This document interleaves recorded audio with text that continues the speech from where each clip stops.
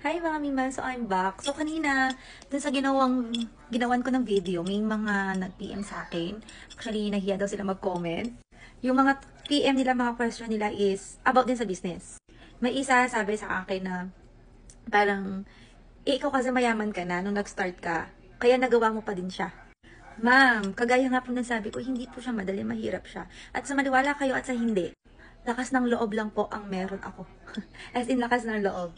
Pandemic days po yun. Hirap na hirap po kami. Yes, naapektuhan po kami sa pandemic.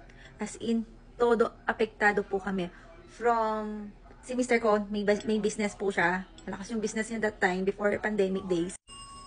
Na biglang baksak. As in, baksak. Kasi tumigil po kami. Buntis ako that time, so takot siya. Na tumaya kami sa business versus dun sa health po namin mag-in na pag sabi ko, buntis po ako, ang hirap. Lahat ng sitwasyon namin, as in, mahirap. Tinigilan namin, ni-stop po namin yung business. Puro labas, gastos. Wala pumapasok sa amin. Hanggang sa isang araw, may dumating po sa amin na isang pagsubok. Car accident po. Before that, natatry na kami na magkaroon ng another business. But sad to say, lahat po, wala. Puro wala. Palugi po lahat. Hanggang sa ayun na nga, may nangyari po sa amin, mag-asawa, car accident po. So, doon po, nag-umpisa. Doon po nag-start ang lahat.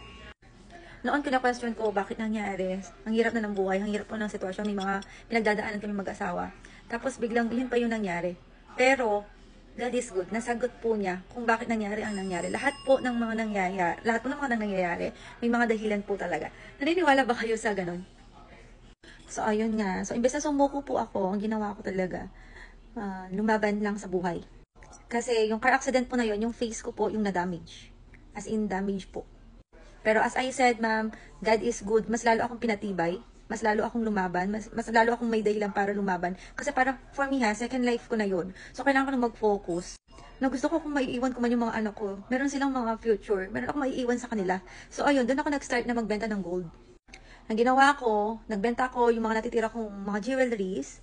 Tapos, sila yung pinamuhunan ko that time. Kahit pa paano, mura-mura pa yung gold. So, carry pa. Konting stock lang. Siguro nag-start lang ako 5 items. Plus yung mga iba ko na on hand pa, na mga old jewelry ko pa na hindi nasuot. Tapos, ayun, go lang, live. Naka-back camera pa ako that time kasi talagang magapa yung face ko. Dahil galing pa po, nag-healing process pa ako. Ayun na. So, every morning, pagising ko, mag-start na ako mag-live. Ilang minuto lang that time kasi hindi pa talaga ako pwedeng mabigla sa kakasalita. So, 30 minutes, hanggang sa naging isang oras na. Tapos, ayun, nilalaro ko pa si TikTok kasi wala pa talaga akong idea masyado. So, nag-start talaga ako from scratch. Hanggang sa one day, hindi ko na namamalayan, talagang lumalaki na talaga siya. Yung nag-start ako 5 items, naging 10 items. Go lang, enjoy lang. Talagang sobrang enjoy talaga ako. Kasi ang goal ko that time is, ito ha, totoo to, nga makabenta sa isang araw. Para once na humingi yung mga anak ko na pang merienda, may kukunin ako ng budget. May pang merienda sila. Kasi naalala ko, ito hindi ko talaga makakalimutan, na hindi siya nakapag-enroll.